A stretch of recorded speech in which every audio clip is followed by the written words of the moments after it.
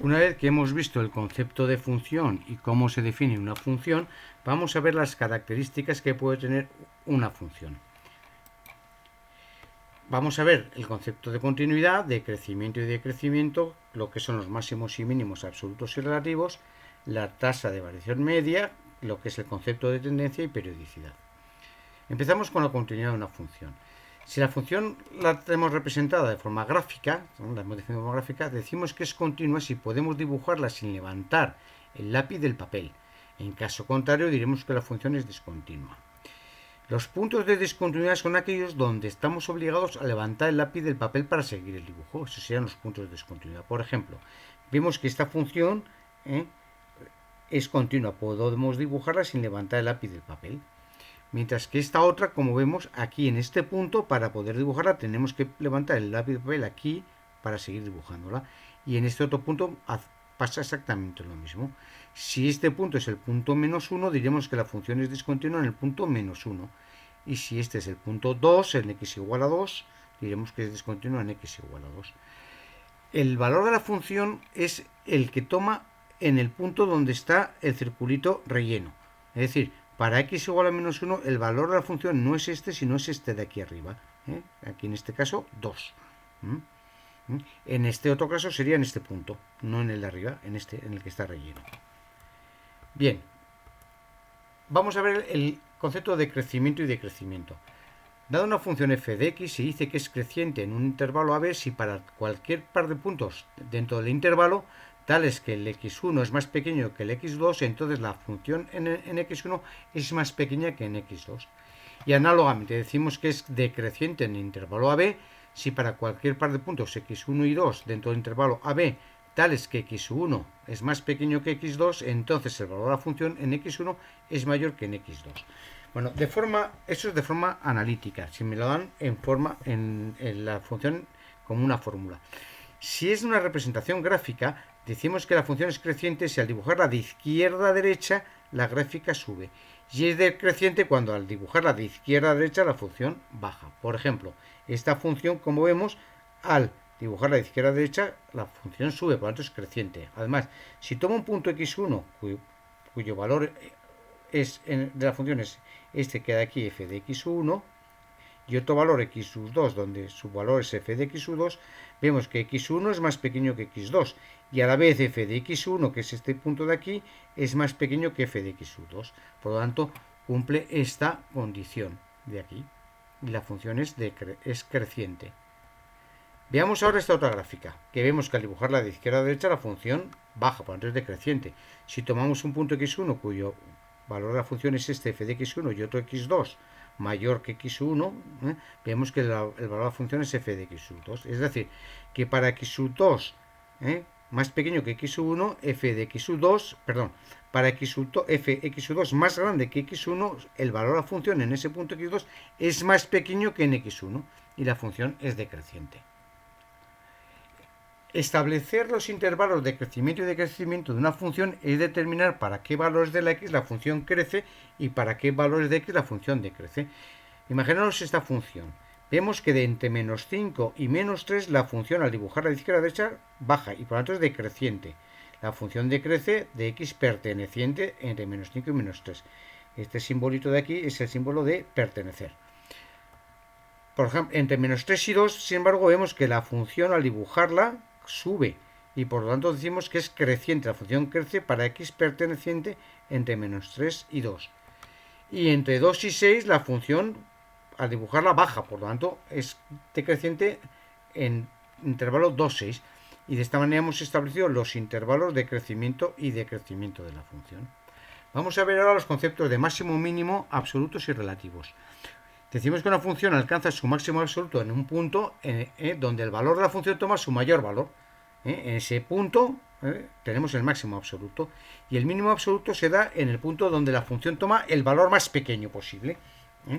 Y ese es el mínimo absoluto. Sin embargo, el máximo relativo se da en un punto cuando en un entorno de ese punto el valor de la función en ese punto es el mayor posible, pero dentro de ese intervalo. Y diremos que es un mínimo relativo cuando en el entorno de ese punto el valor de la función en el punto es más pequeño que en el resto de los puntos del intervalo. Además, si tenemos un máximo relativo, la función por la izquierda crece, mientras que por la derecha decrece. Al contrario que en el mínimo relativo, que por la izquierda decrece y por la derecha crece.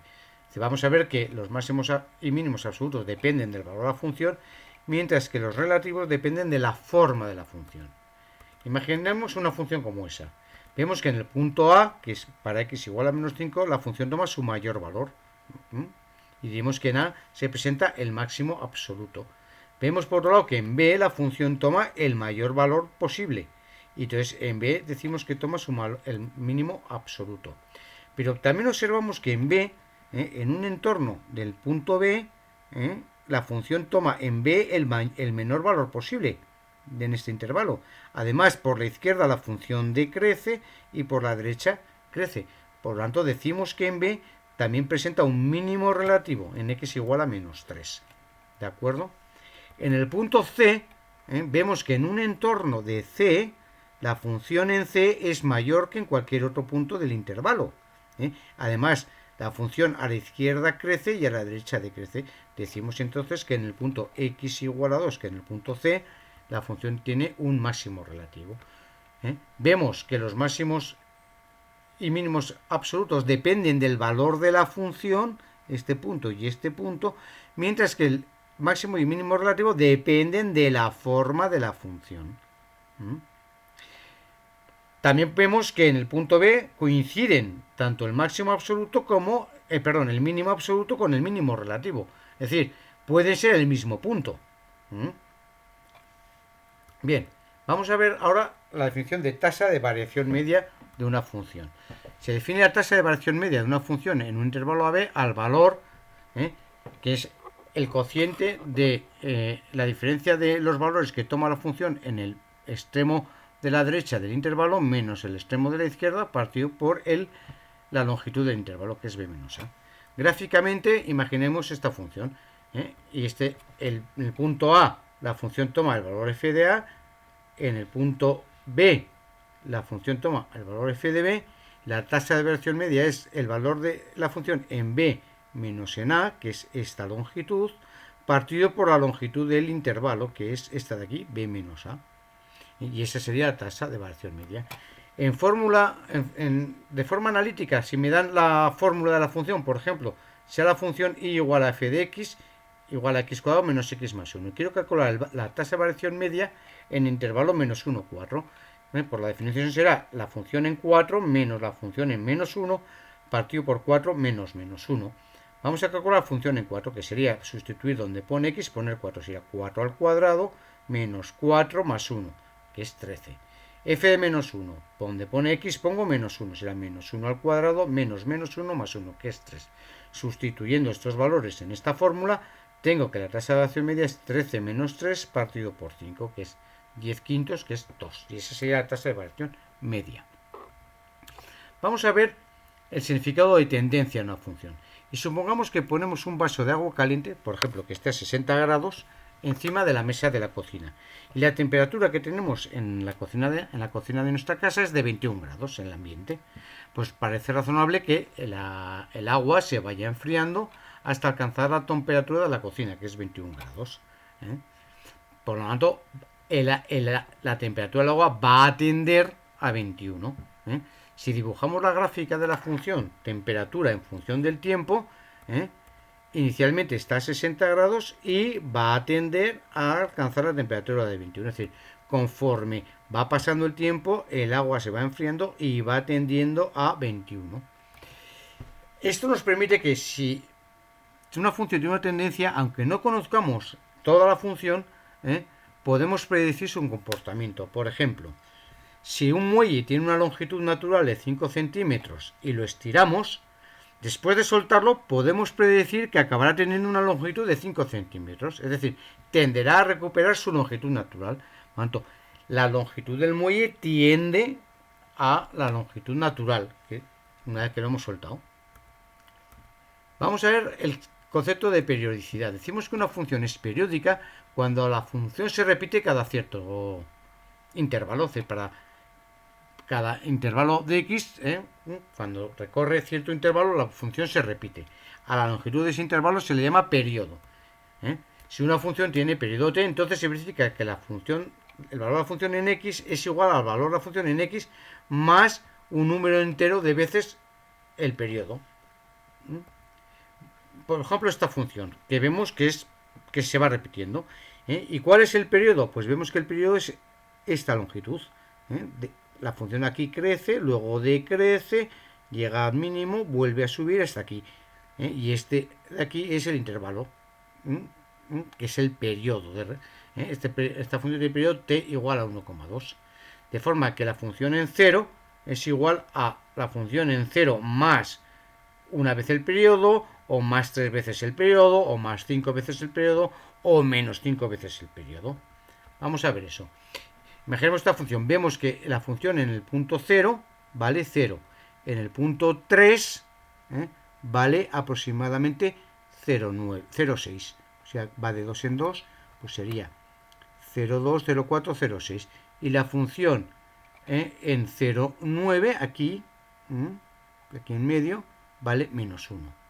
Ahora queremos saber cuál sería la función en x igual a 10,2. Claro, la función nos llega hasta aquí, que es en 3,5 aproximadamente.